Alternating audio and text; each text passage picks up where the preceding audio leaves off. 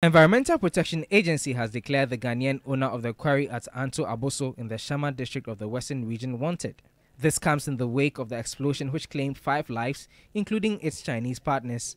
EPA has launched investigations into the incident, but officials say the Ghanaian owner, who is key in the ongoing investigations, is nowhere to be found. EPA has meanwhile removed the Western Region Director. Dr. Jordi is to report to the head office for reassignment, while the Central Region Director, Shine Fiagomo, takes over from him.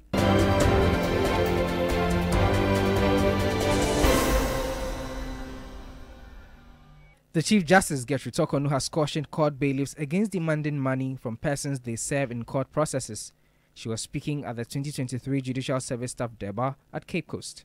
We are here to serve the people of Ghana. I don't want you to ever forget that. So bailiffs, you cannot be demanding money from people before you set off to serve their processes, because that was not the condition of service that you were given. If you don't like the job because we won't allow you to be demanding money, you can give me my job back.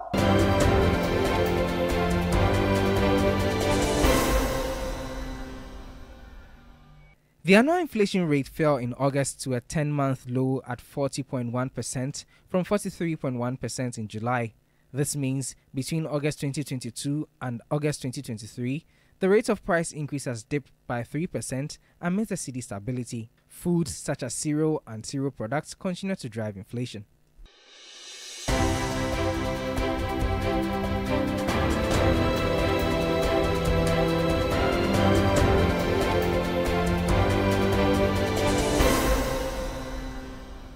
Oh, there's more news on 3news.com. Make some time and visit 3news.com. Coming up next here on Ghana Tonight.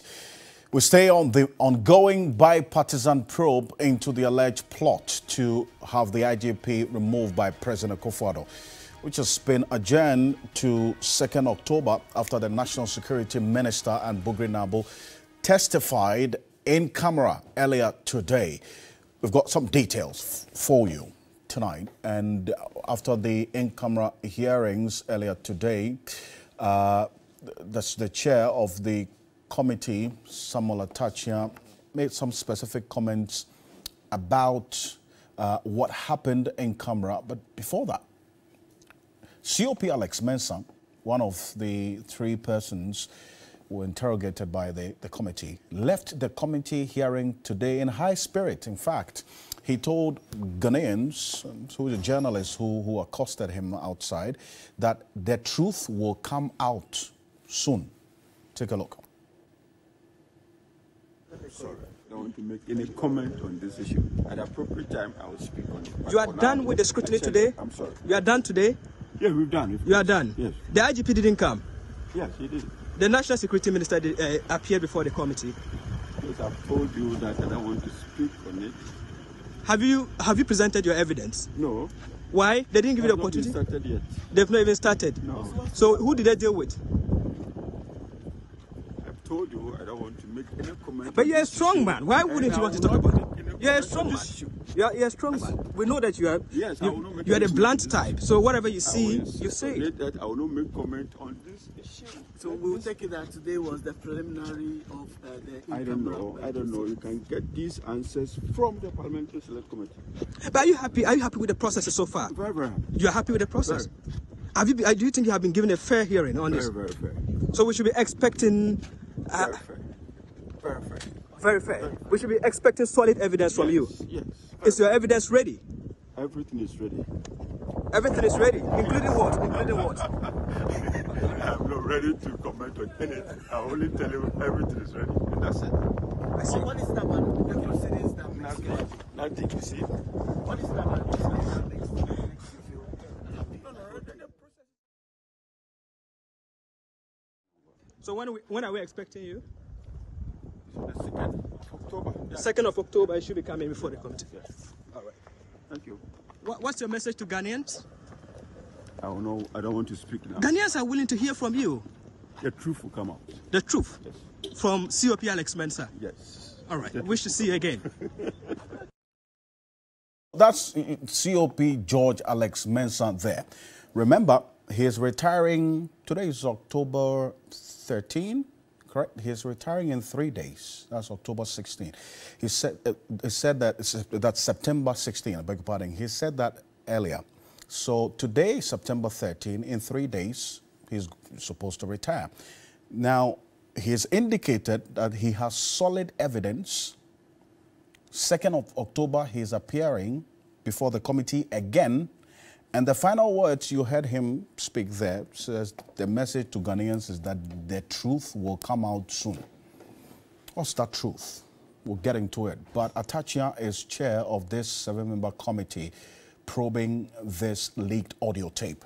He indicated that the National Security Minister, Albert Kandapa, they have also instituted investigations into this leaked tape, but they are not going to make their report available to the committee because it is classified. Take a look. The first person we called upon was the Minister for National Security, Honorable Kandapa. And the reason why we called him is that Superintendent Asari had confessed that they appeared before the National Investigation Bureau. So we will not do a shoddy job by not calling the minister who has superintendents over that bureau, the NIB. So he came to say, indeed and in fact, the NIB called Superintendent Asari and the rest of them in relation to the same leaked tape. And they've done a lot of work on it. It's an interim report, but he will not share it with us. Because if you care to know, it's a national security document, it's not declassified. Superintendent Asari, COP Mensa,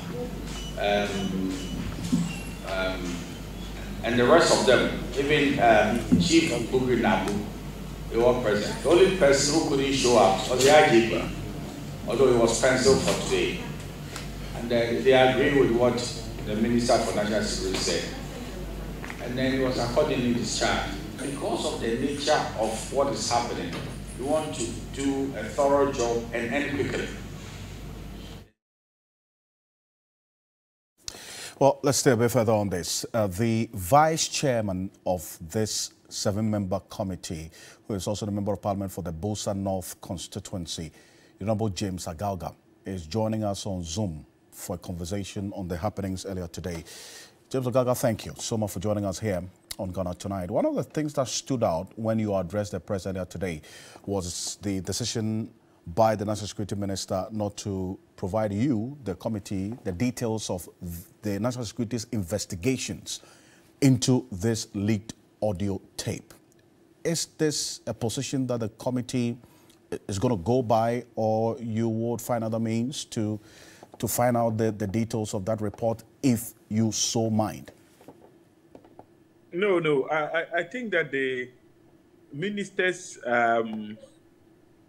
decision to withhold the report and not furnish the committee with a copy is right.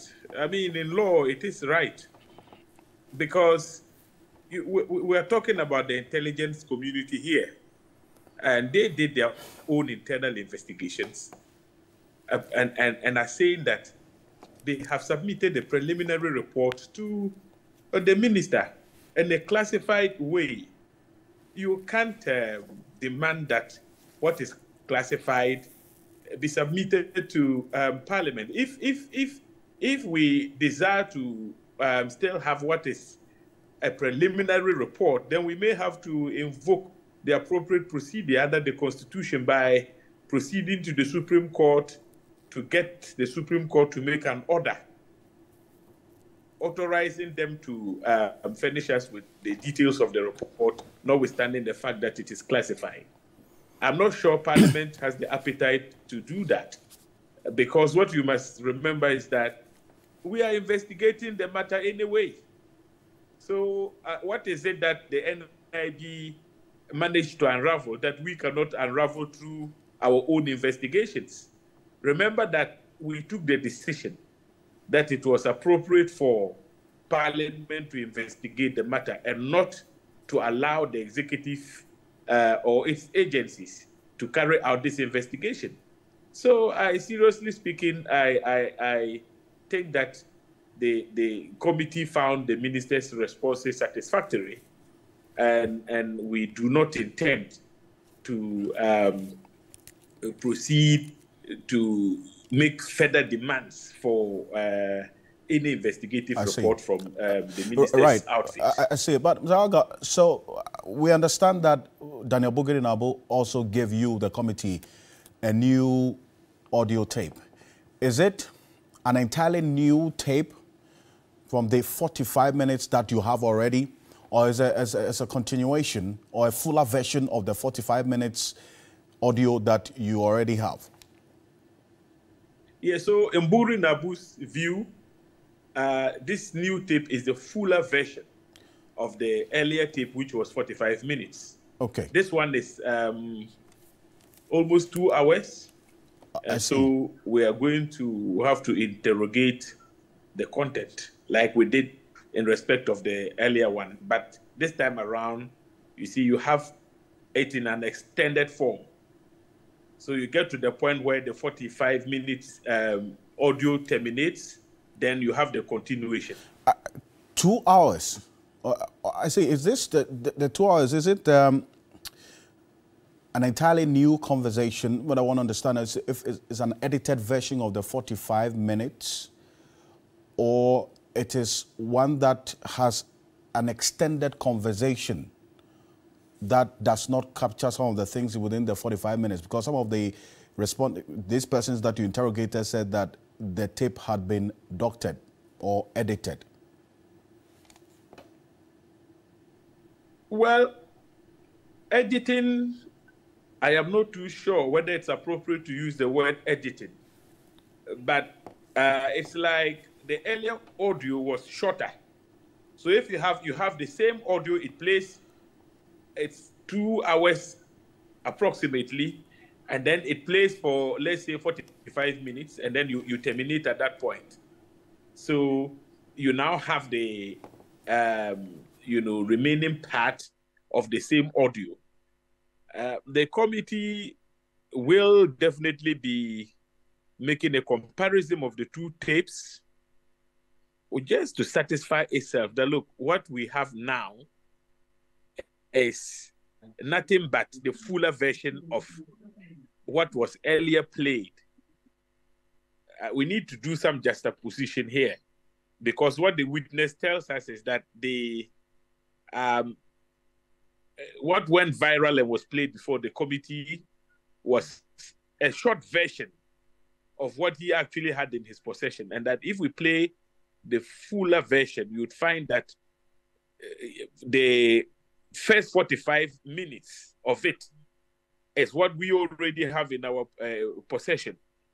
And so what we have now would simply just give us the remaining part of the same tape, which is about 2 hours long. So that is all there is to the, tape.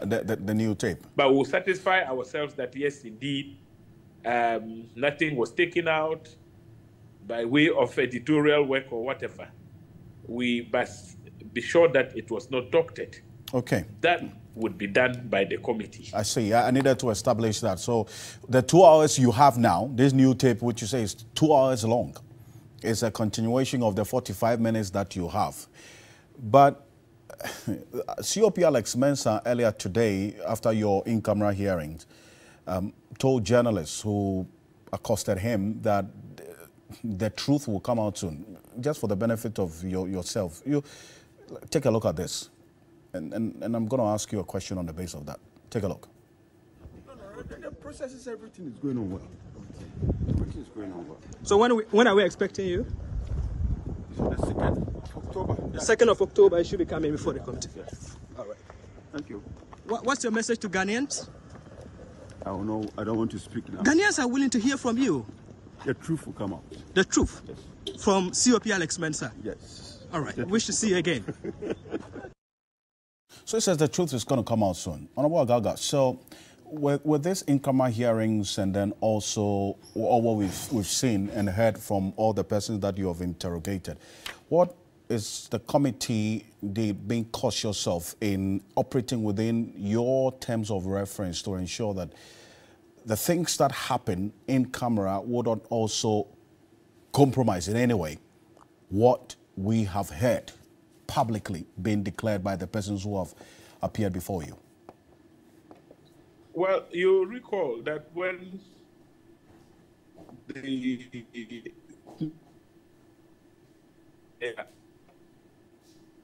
in particular, those two, they did not want to make some disclosures openly.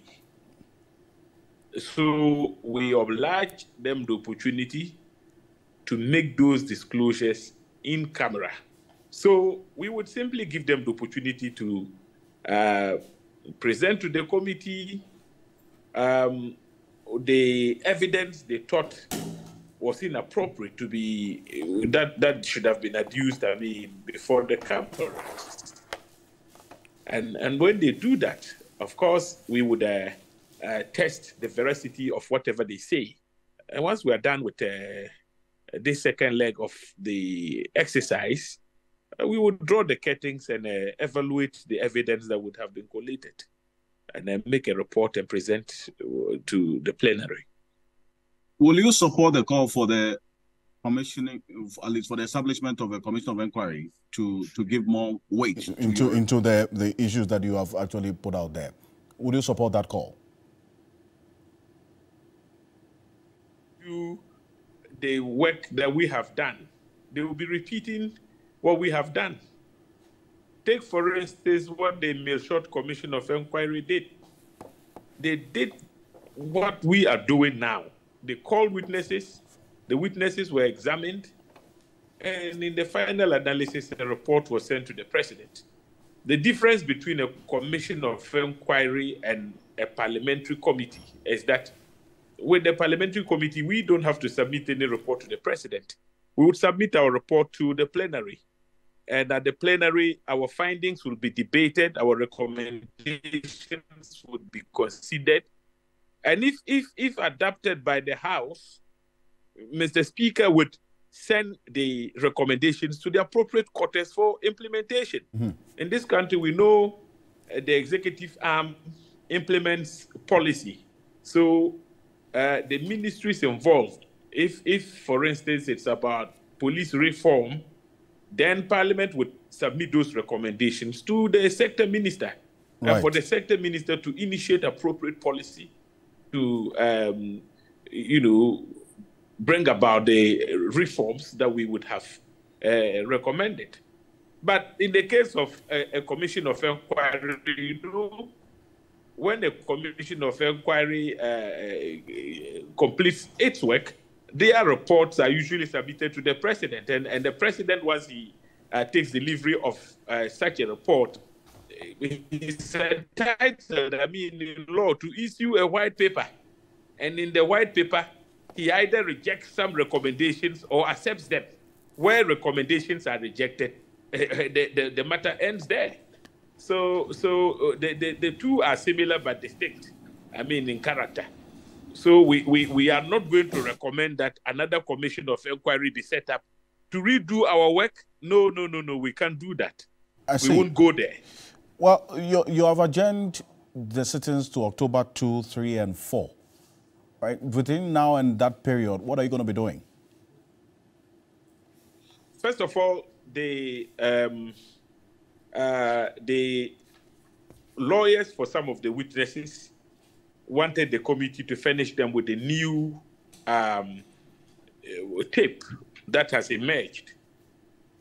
So, and we thought that it was proper to grant them the opportunity to go through the new tape and prepare their clients well to respond to the questions that we would be asking them. So we first of all, that was one of the reasons why we had to adjourn. Additionally, a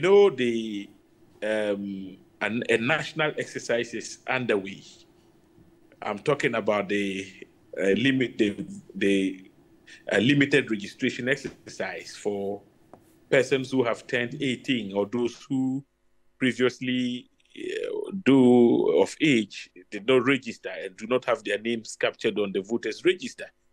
That is an important exercise for members of parliament. So we would also want to visit our constituencies and then ensure that those who ought to be captured in the voters register are duly captured.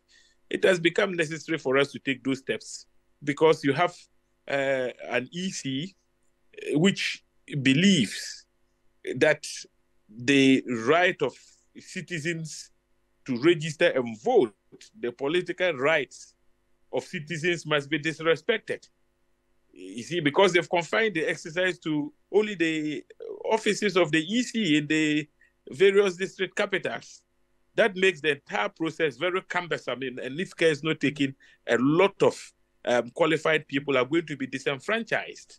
You know, such a step makes it imperative for members of parliament to go back to their constituencies and to get people sensitized so that, you know, people would brave the odds and then go and have their names captured on the register. I say, Honorable Judge Agaga, thank you. Thank you for your time here on Ghana Tonight and for that information also from your sittings earlier today. James Agaga is Vice Chair of this 7-member ad hoc committee probing this leaked audio tape. Number of things we're learning now. A 2-hour-long new tape has been made available to the committee by Bugiri Nabu. This is the continuation of the 45 minutes which they had earlier. And then also COP Alex Mensah talking about the truth that the Ghanaians will know going forward. Stay with us here on Ghana Tonight. When these issues come out, the latest of it, you will hear it right here on this platform. But before we go, coming up next here on Ghana Tonight, the National Democratic Congress insists the new cocoa price announced by President Akufo-Addo is a rip-off of cocoa farmers, but the NPP maintains the increase is a record high. So we've heard from the various political actors, government, indeed, the NDC on this matter. But how about the cocoa farmers as well? They have a voice, critical voice in all of this. After this quick break, the cocoa farmers will be joining us to have their take on these new prices. Stay with us. Welcome back. This is Ghana Tonight. Now, there's been a lot of back and forth about the recently announced new prices of cocoa bags as announced by the president over the weekend. Now, the concern is that it is not a true reflection of what the farmers, the cocoa farmers in this country deserve. Now, this was President Akufo-Addo announcing the new cocoa prices over the weekend. Take a look. Until recently, international prices of cocoa have remained relatively low and made worse by COVID-19. Despite of this, Cocoa Board and government have been taking the very hard decision of increasing producer price of cocoa. Cocoa prices have increased from 7,600 cedis per ton in 2016 to 12,800 cedis per ton in 2022, a significant increase of 68%. This has had an adverse impact on Cocoa Board's financial performance. However, the sustainability of the entire industry hinges on a well-remunerated producer who's willing to invest in business only with the certain that government will pay the appropriate price. The international market is beginning to pick up, and government, in keeping with our promise to our gallant cocoa farmers, has today increased cocoa prices from 12,800 cedis per ton to 20,943 cedis per ton, or 1,308 cedis per bag. That price is 70.5% of the gross FOB price and is equivalent to $1,821 per ton. It is the highest to be paid to cocoa farmers across West Africa in some 50 years. Take note of that. That President said is the highest to be paid to cocoa farmers in West Africa. We'll be finding out based on the cocoa farmers' own knowledge if this is indeed the case. But this is what the former President John Mahama, flag bearer of the NDC, also responded after this announcement by President Akufo-Addo. Said the government's just announced increase in the farm gate price of cocoa is a rip-off of our hard-working cocoa farmers and their families who continue to sustain our economy through their toil. Continues with the international market price surging to a 46-year record high of $3,600 per ton.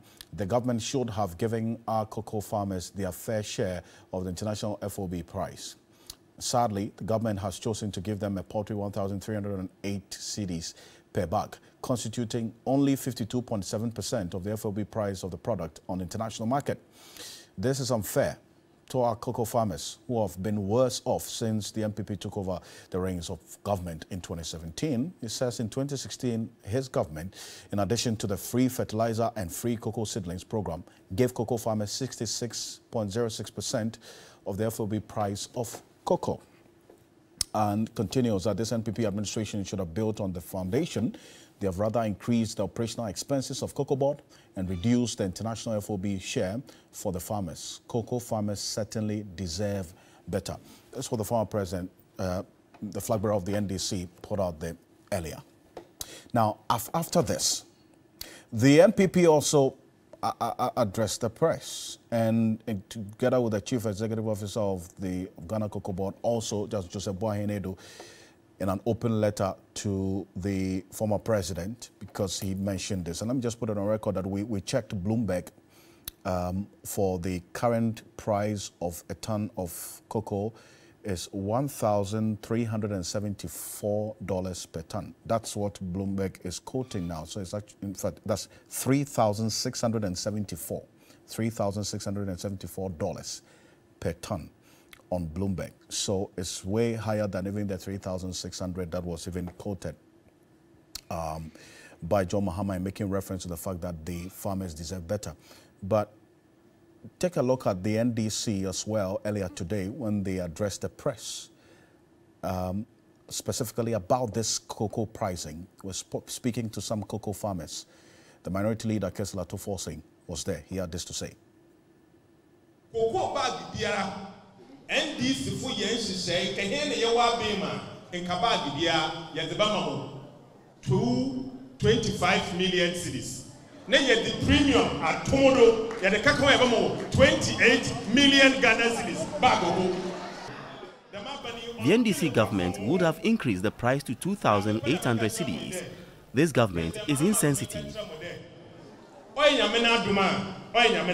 NDC bababe. The next NDC government will increase the bag of cocoa for you. Be rest assured.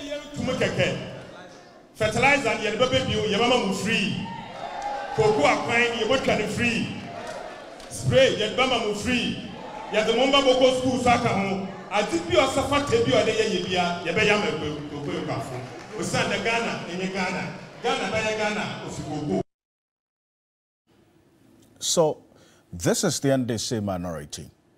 In fact, speaking to cocoa farmers, the audience there were cocoa farmers. Now, the NPP also addressed the press after the NDC press conference earlier today, responding to some of the issues they raised. You take a listen to the NPP. We're here because the NDC is either intentionally, because they have been in government before, so I wouldn't say they don't know, they know, but intentionally for mischief purposes, confusing spot price with forward price that we have achieved. They are not the same. And so this is what the drama the NDC want to create in Ahafo. And we want to plead with you that the facts are clear. Those who care about Ghanaian farmers is clear. This government, this MPP government, led by Nana Addo Dankwa Akufo-Addo, thought about Ghanaians and generated that additional income for them, a free $400 living income differential.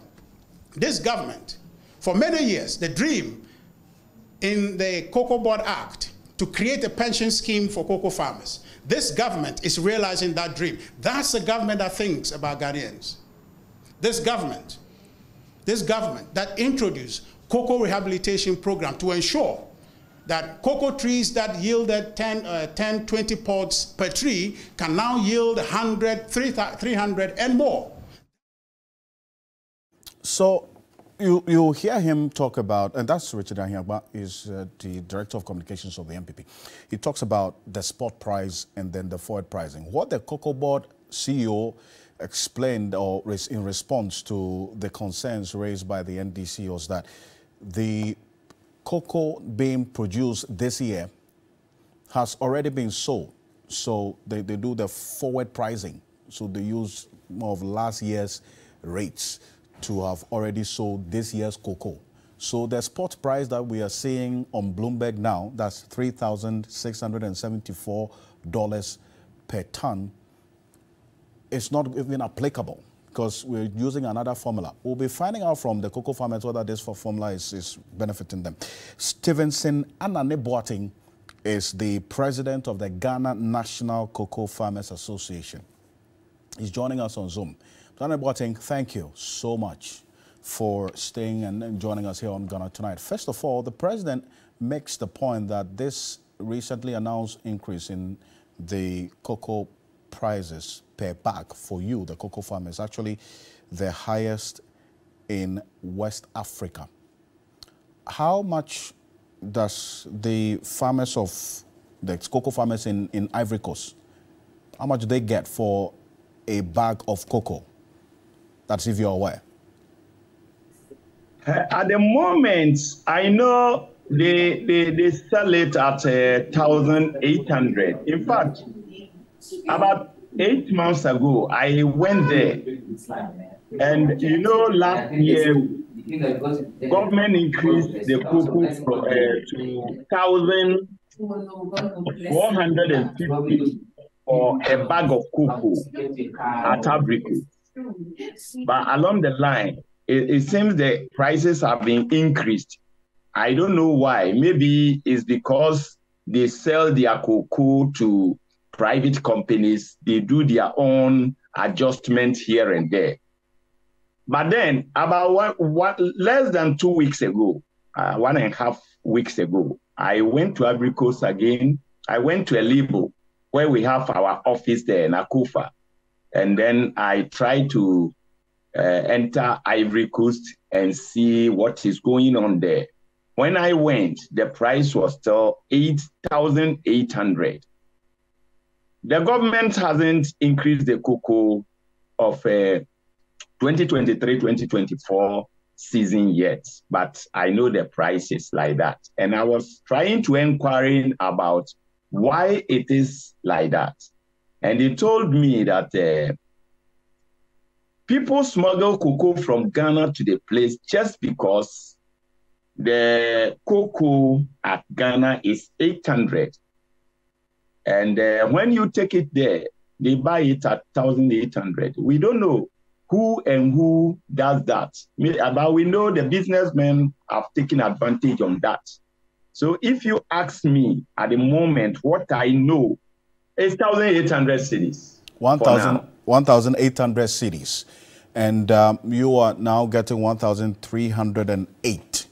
So obviously, Cote d'Ivoire, from what you're telling me, Cote d'Ivoire cocoa farmers are paid higher in terms of per bag price. But you see, if you could, Mr. Anane, if you could sit back a bit for me, because your appearance on the Zoom is cutting off your head. So please position yourself well for me. You are critical in this whole conversation. You are the cocoa farmers.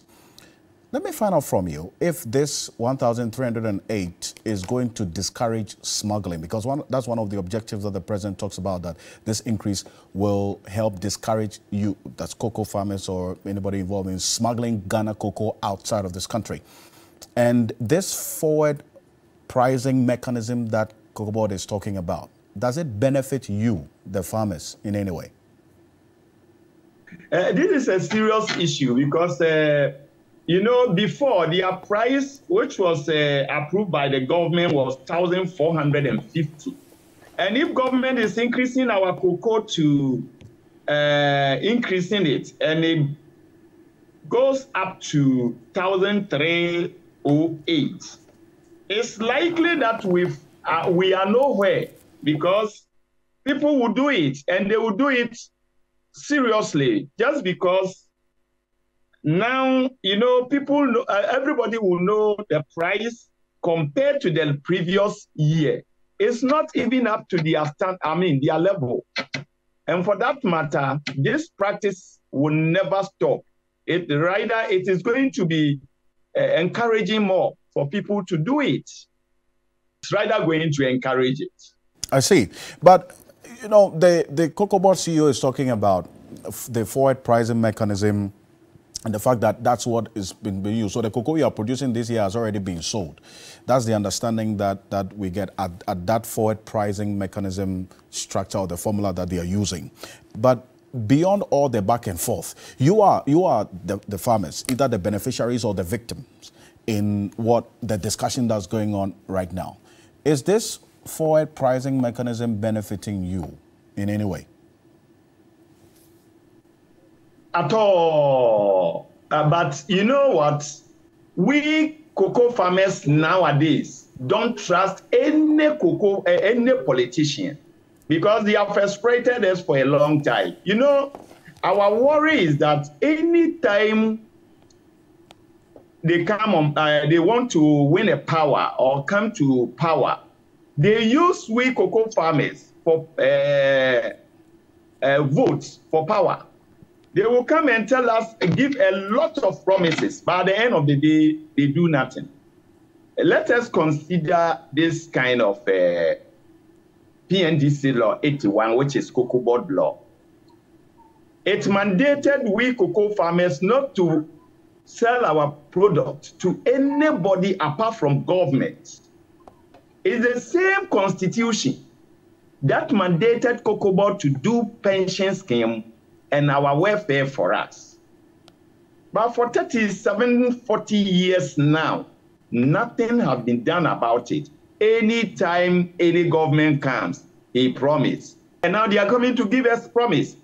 When Anadu came, he lined the thing. He has even commissioned the board for that thing. To date, we all heard that New Edubiase is where they are starting the thing from. Go and ask them, and you can find out from MPRA and know that whether even a single person has been, accepted onto the scheme. It's bad. It's bad. So we have no trust for any of these politicians. So farmers and cocoa farmers, so far as NACOFA, Ghana National Cocoa Farmers Association is concerned, we have our thoughts about these politicians who always try to deceive us. I see. Thank you for your time here, and then also making your voice heard in all of this. Cocoa farmers, very critical indeed. Stephen Anane Boateng is the president of the Ghana National Cocoa Farmers Association. Appreciate your time. Let's go next to the issues happening in the NPP. As in Central Member of Parliament, Kennedy Japan, secured a top spot, followed by Dr. Baumia on the ballot paper for the November 4 NPP flag bearer race. The aspirants have been speaking about what their positions mean today, and we're going to put that on the screen right now. This is how they appear on the ballot paper as per the earlier balloting today, and this is it. That's what you see there, and then more from the bottom up to Dr. Freya Koto, Dr. Mahmoud Bamia, and Kennedy Japan. And in fact, this is not the first time Kennedy Japan is speaking number one. During the Super Delegates Conference, he picked number one. In fact, he was number one on the ballot paper. So Kwame Owusu is a spokesperson for Kennedy Ohene Japan. He's joining us on Zoom. So also thank you for your time here on Ghana Tonight. So you picked number one again. Does this mean anything to you? good evening to your listeners.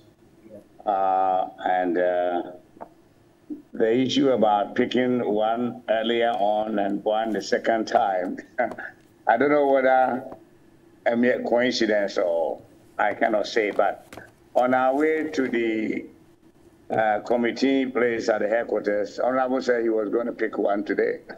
I don't know how he picked it up, but luckily we did.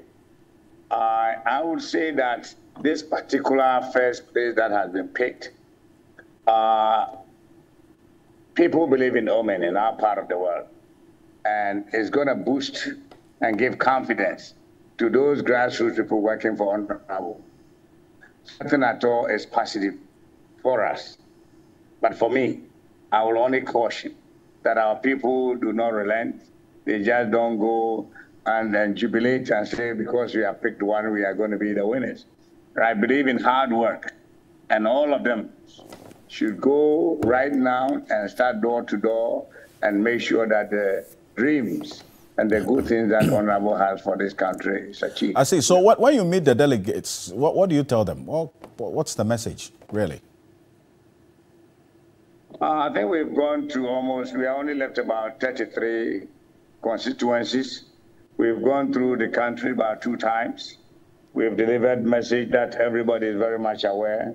The principal thing will be PAD. The most important thing for us is discipline. This country, we need a disciplinarian so that we change the mindset of all of us. Because no one person can govern the country. You can see contractors who do the roads the next 2 months. It just, everything just breaks up and nobody gets punished. And he be the leader, be a key for all of us.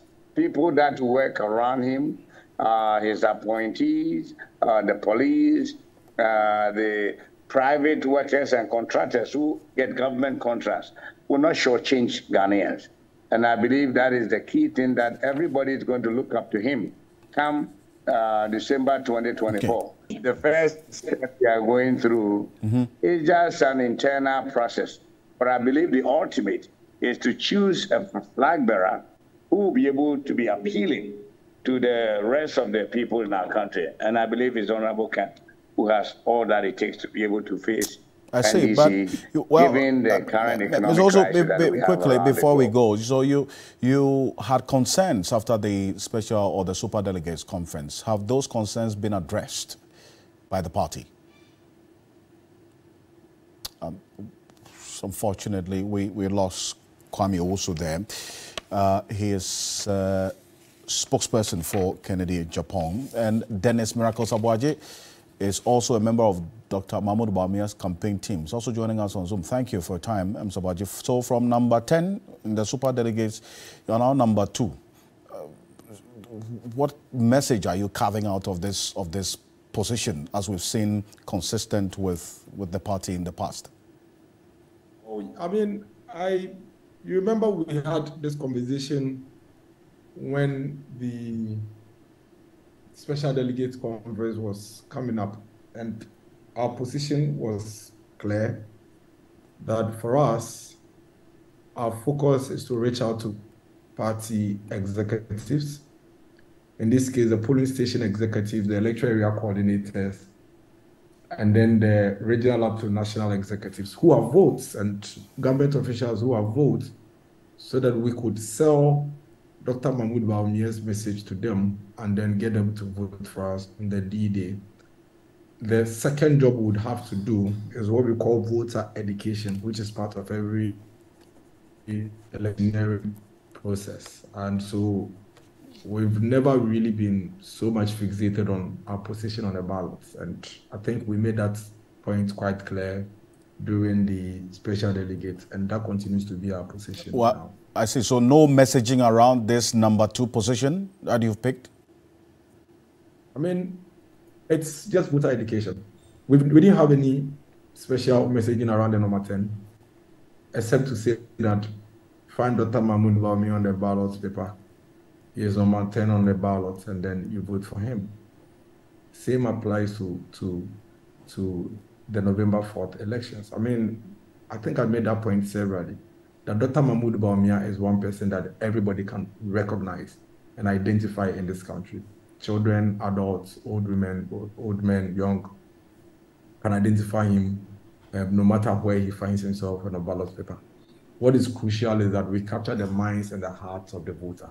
And once we're able to capture the minds and the hearts of the voter, they will find you on the ballot paper and vote for you. So our message remains that Dr. Mahmoud Bawumia is the MPP's surest bet to win election 2024, and the party people can count on that, and for that reason they should give him their support and vote. So we're trying to rectify the connection with Kwame Osu, but what's the next step of the campaign for you after this number 2 that you have picked? Dennis? Since last week, the Vice President has been back on the road post the 26th August elections. He's been to the OT region. He's currently in the Volta region. He will be doing the Volta region up to somewhere around the 17th of this month. And then he will move to Western North. He will move to Ahafo and Western North, Bono East, and then go to the 5 northern regions. Before the special delegates, the Vice President had done 5 regions, and so we still have about 11 regions to go. He's currently done 1, he's on the second one, then we would have done 7, and then he continues like that. The objective still remains the same: get to the voter, sell your message to the voter, tell the voter why you are the best qualified party person to lead this party. See, but, well, anyway, thank you. But Ms. Also, I understand you're back.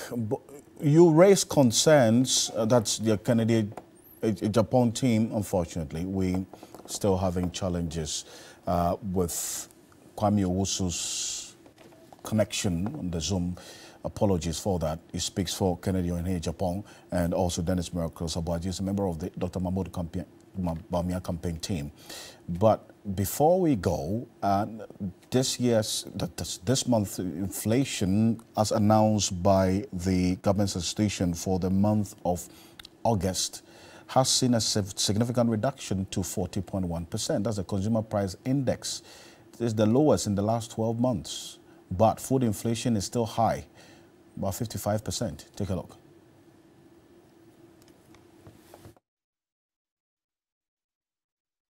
And that's what you see there in April, 41.2, 42, 42.2% in May, and in June, 42.5%, in July, 43.1%, and in August, 40.1%. But just bear in mind that food inflation is still high at 55, from 55% down to 51.5%. So that is still the concern that the government station expressed earlier today. And that means that we are still buying food prices at a very, very high cost.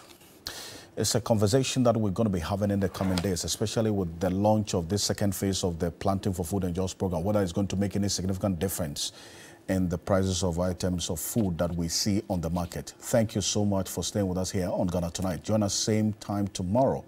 On behalf of the rest of the team, we appreciate your company. I am Alfred Okanse. Have a good night.